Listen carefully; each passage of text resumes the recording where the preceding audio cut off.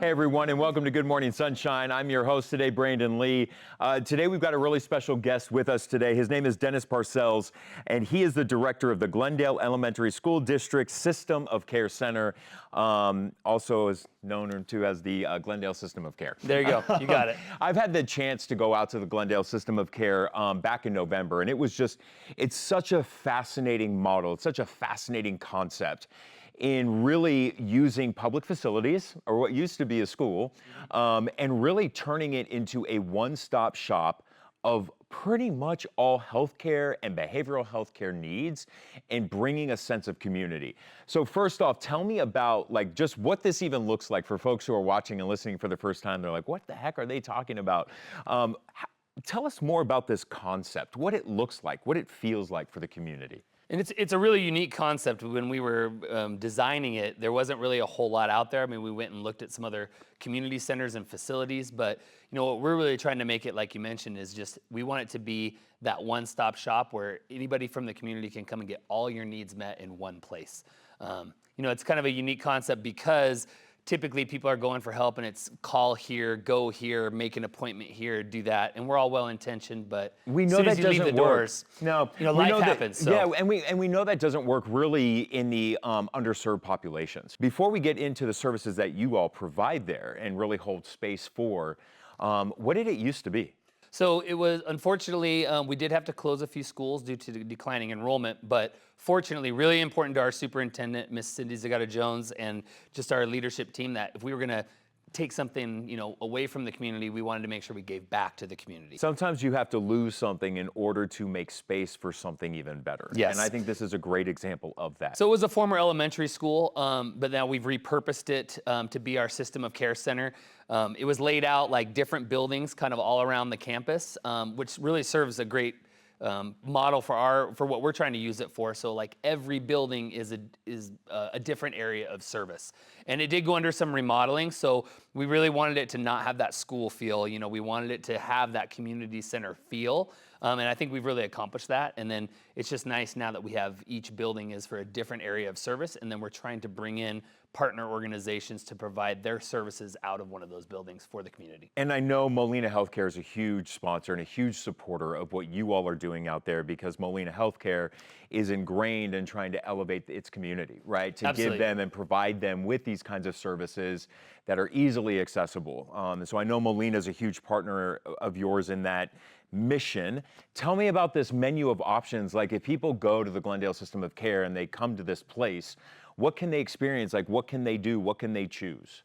Well, I mean, first of all, they're going to be greeted by a really, really warm, cozy welcome center. So that was one of our first remodeling projects, was, turning that school office. You're used to going in, maybe there's glass, there's door barriers for obvious safety reasons for kids, but we don't have kids running around on campus, so we wanted it to have that warm, cozy feeling.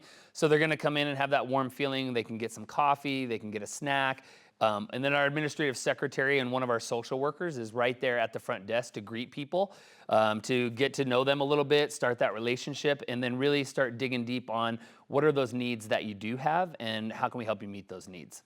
Yeah, and that's really kind of talking about the social determinants of care, right? Is understanding, are you food insecure? Are you housing insecure, right? Is, what can we do? Because you do offer, there are behavioral health partners who are there as well. So those who go to the system of care, they're not going to have to spend money to receive these services, but you're still partnering with these providers. And how does that look? Like, we're talking behavioral health, are we talking primary care, are we talking dental work, are we, what kinds of services? That's big. You hit on no cost. So that's one of our first things I talk about when I'm starting to develop a new partnership with an organization that we feel can really bring something into the community, is that it has to be at no cost to the community. Now, every building, like I said, is a different area of service. Some examples, we have a family hub building. That building really is devoted to helping families that have kids 0 to 5, not in kindergarten yet. They host classes with lots of different partner organizations. One example, like Phoenix Children's Hospital was there not too long ago doing a safe sleep class. So families can come in, they learn all about how to keep their kids safe while they're sleeping, and then they also get to take home a pack and play with them. There's another service within that. Namaste Birth is a new partner of ours, offering pregnancy classes and spin classes, not the spin exercise, but spin so the babies turn the right way. But these are just some of the services there in the Family Hub. We also have the Health and Wellness Building. That's where a lot of the mental health partners are there. So we have therapists on site.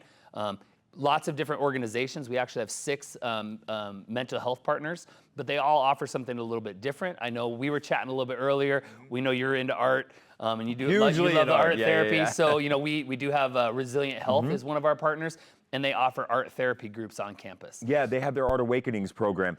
And you have English classes? Yes, so we have English classes for parents that are trying to learn English, facilitated by some of our own district teachers.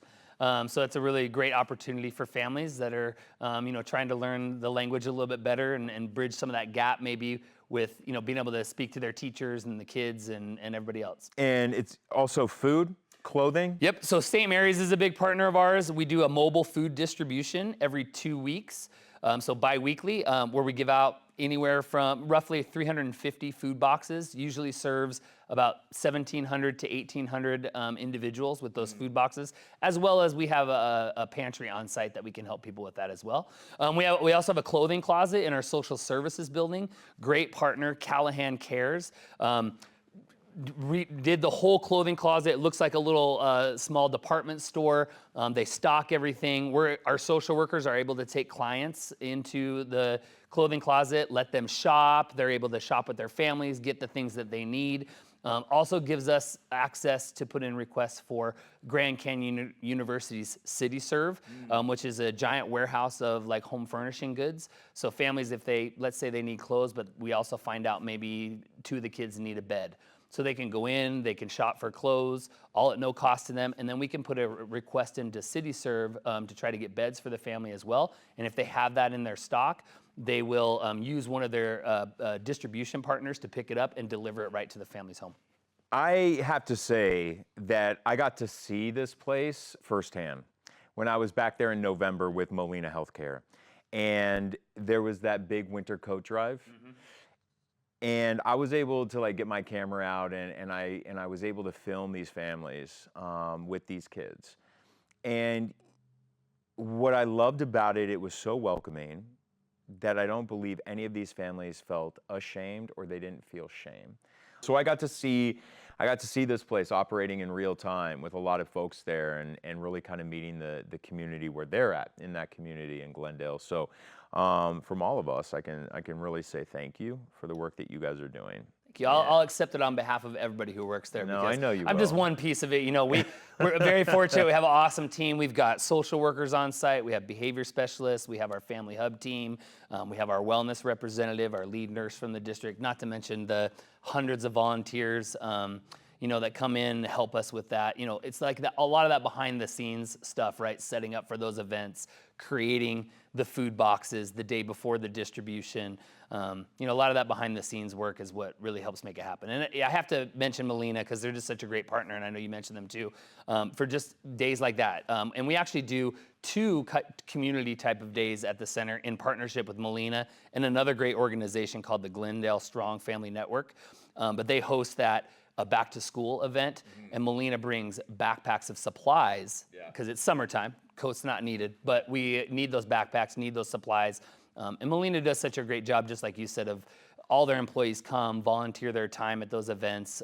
They're welcoming, they're warm, they're energetic, they're making families feel good. They sponsored the DJ to play all the music and make it kind of like a party atmosphere. was there, I believe. Yeah, they do the haircuts. So we get haircuts for kids, immunizations. And then with the coats, this year, it was so successful last November in 2022 that they doubled the amount of coats that they brought to the event this year. So we had over 1,000 coats at the event this year, and we gave them all away. Yeah. So, and being a former principal, I know what it's like when kids are, being at the gate every morning and kids walking through, and you do see a lot of kids that are in t-shirts or just, you can tell they're not warm enough. So it's a big help to our district. Yeah. Huge help to our community. Denis Parcells, he's the director of the Glendale Elementary School District System of Care. Thank you for the work you do. And a final thank you to Molina Healthcare for sponsoring and inspiring this segment today with us on Good Morning Sunshine. Since you're already here and you're watching, go ahead, hit the like, the subscribe button, that little bell notification symbol. We will alert you every time we upload a new episode. Have a great day.